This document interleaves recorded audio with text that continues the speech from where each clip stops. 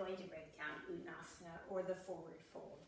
And a lot of times I see people approach the forward fold with some pretty stiff lower backs. But the thing is that yes, the bend does happen, kind of looks like from the lower back, but really it's the upper back that really gets us into it. And a lot of people start folding up here first in that forward fold. So we're going to learn the hinge motion that will enable you to progress in Warrior 3, in any of the balance poses where we're up on one leg and folded over. So we're going to learn a little bit of hinge, but this will also help you access your forward fold in a seated position, and then of course from the standing position. So if you have a dowel, grab that. If you don't, that's okay. Hinge motion is moving the upper body in a plank. And again, a lot of times I see this happen with a forward fold. And if you lead with your hinge first, you're going to be able to find a deeper pose in the forward fold. So if you're just rolling down and trying to hang from locked knees and straight down, you're not going to be able to go very far, right? I don't even go very far in this. And I could force it and hurt my lower back, but I'm not going to.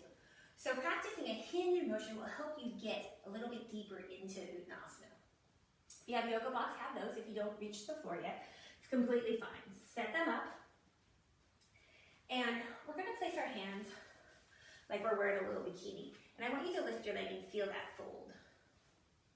This is what I want you to find when you hinge. I want you to find that contact. So from the side, I want you to find the contact of how your thigh folds over your hand on your hip and draws these two sections together. So you're going to find that feet hip width apart, or whatever's most comfortable for you. You can go a little bit wider, but I'm going to encourage you to try to line those up. Spread the toes, soften the knees, zip up that spine, draw the navel towards the belly. And we're not going to go strong because then you won't be able to bend your hips. So it's just a little protection for that lower back, engaging that transverse abdominis, and then we're going to fold. And by folding, we drive our hips backwards. Notice that my knees do not change position over my ankles. So I'm not bending down. I'm drawing my hips back, finding that fold. Of course, you're going to keep your head long and not look sideways. And find that fold. From here, you are in Ardha Uttanasana, right? You're in your halfway lift. Some of you might be able to go a little bit lower. Some of you might be able to touch the floor in your Ardha Uttanasana. But you have this nice long back. One way to practice this is use a broomstick if you don't have a dowel. And you're going to draw it up if you can reach behind your head like this. Place the dowel or the broomstick on your head, between your shoulder blades, and on the base of your sternum there. When you hinge, nothing should leave that stick if you're doing it correctly. If you're folding without driving the hips back, you're going to lose that contact of the sacrum. So everything stays engaged. And again, you can see here I'm losing my spine, losing my core.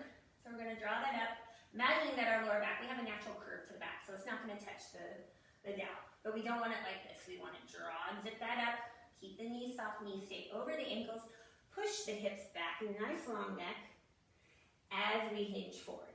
Once you're comfortable doing this, this is where the bend comes from. So drive it back,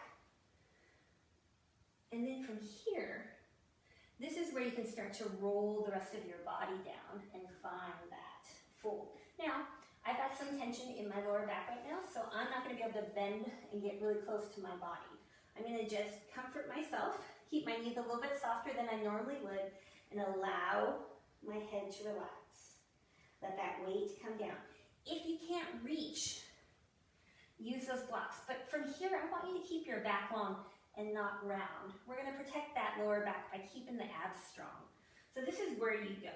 And as you progress, these blocks are lovely because you can drop down a little bit longer and then even a little bit longer. And this is where you're going to start letting that thoracic spine round a little bit.